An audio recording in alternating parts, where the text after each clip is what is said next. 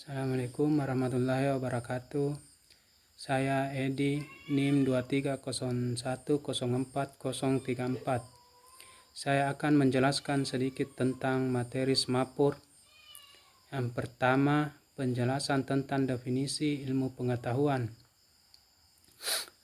Ilmu bukan sekedar pengetahuan, knowledge, akan tetapi merangkum sekumpulan pengetahuan berdasarkan teori yang disepakati dan dapat secara sistematis diuji dengan seperangkat metode yang diakui dalam bidang ilmu tertentu. Titik pandang dari sudut filsafat. Ilmu-ilmu atau ilmu pengetahuan adalah seluruh usaha sadar untuk menyelidiki, menemukan dan meningkatkan pemahaman manusia dari berbagai segi kenyataan dalam alam manusia. Segi-segi ini dibatasi agar dihasilkan rumusan-rumusan yang pasti. Titik ilmu memberikan kepastian dengan membatasi lingkungannya, dan kepastian ilmu-ilmu diperoleh dari keterbatasannya. Kedua, definisi semapur adalah suatu cara untuk mengirim dan menerima berita dengan menggunakan bendera, dayung, batang, tangan kosong, atau dengan sarung tangan. Informasi yang dapat dibaca melalui posisi bendera atau tangan, namun kini yang umumnya digunakan adalah bendera yang dinamakan bendera semapur. Semapur pengiriman sandi melalui bendera semapur ini menggunakan dua bendera yang masing-masing bendera tersebut berukuran 50 cm. 3. Sejarah semapur. Semapur adalah program yang dibangun oleh Dijkstra pada akhir tahun 1960, seorang ilmuwan dari Rotterdam, Belanda. Pada tahun 1967, Dijkstra mengajukan satu konsep di mana kita memakai suatu variabel integer atau menghitung banyaknya proses yang sedang aktif atau yang sedang tidur. Tipe variabel dinamakan semapur. Tahun-tahun berikutnya maupun banyak dipakai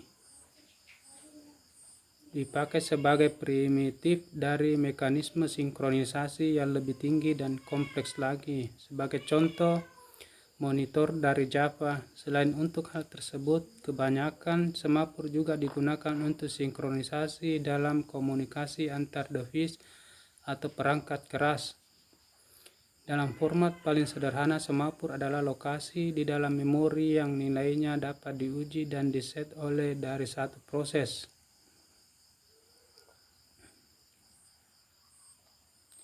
Terus selanjutnya, kegunaan semapur.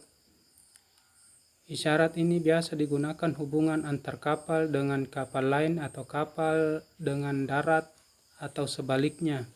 Semapur ini sangat tergantung keadaan cuaca, waktu dan lingkungan, serta jarak, sehingga jarang dipakai oleh tim SAR yang melakukan pencarian di hutan atau di gunung.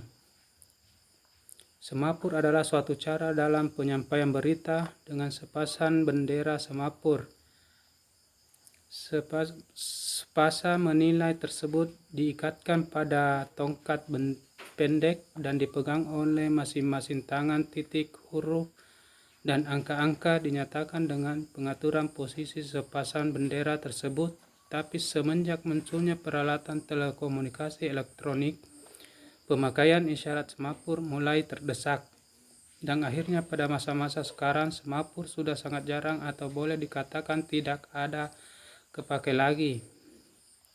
Kegunaan semapur adalah untuk menyampaikan berita jarak jauh sepanjang pemberitaan ini masih bisa ditangkap oleh pihak kedua atau bisa dilihat dengan mata. Tetapi pada saat ini sudah jarang dan hampir tidak pernah lagi digunakan. Terus selanjutnya, prinsip dan karakteristik semapur. Beberapa prinsip semapur.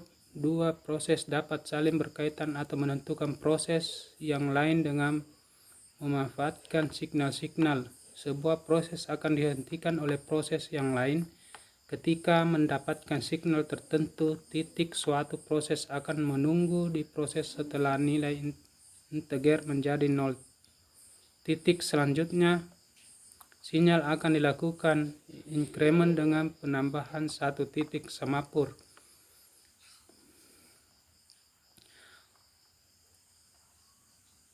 Terus selanjutnya, cara mudah belajar semapur.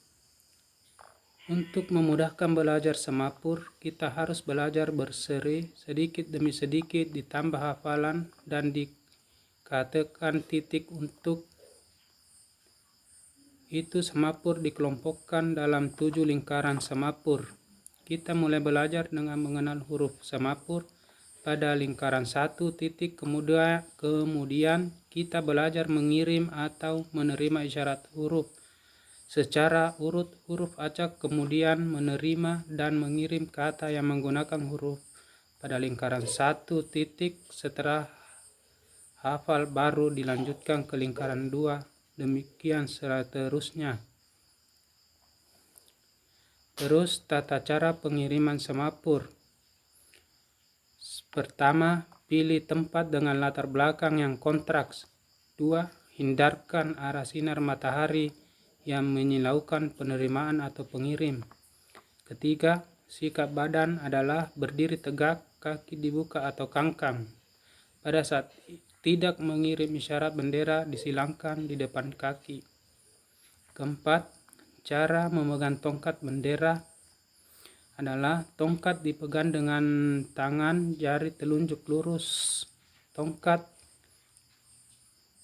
tidak ikut menggenggam tongkat. Ini untuk menjaga agar posisi tongkat segaris lurus dengan tangan kita. 5. Selama mengirim isyarat, tangan dan lengan dijaga tetap lurus dengan tongkat bendera. Titik gerakan bertumpu pada sandi peluru di bahu. 6. Kirimkan isyarat dengan mantan dan jangan ragu-ragu. Biarkan gerakan yang tidak perlu dan membingungkan titik. Apabila isyarat yang hendak dikirim lupa, tetaplah berhenti pada huruf terakhir. Pikirkan hingga teringat kembali dan baru lakukan gerakan. Selanjutnya yang ketujuh, usahakan bendera tidak terlipat pada tongkatnya. Demikian materi yang sempat saya bawakan. Mudah-mudahan dapat diterima dan bermanfaat. Lebih kurangnya mohon dimaafkan. Assalamualaikum warahmatullahi wabarakatuh.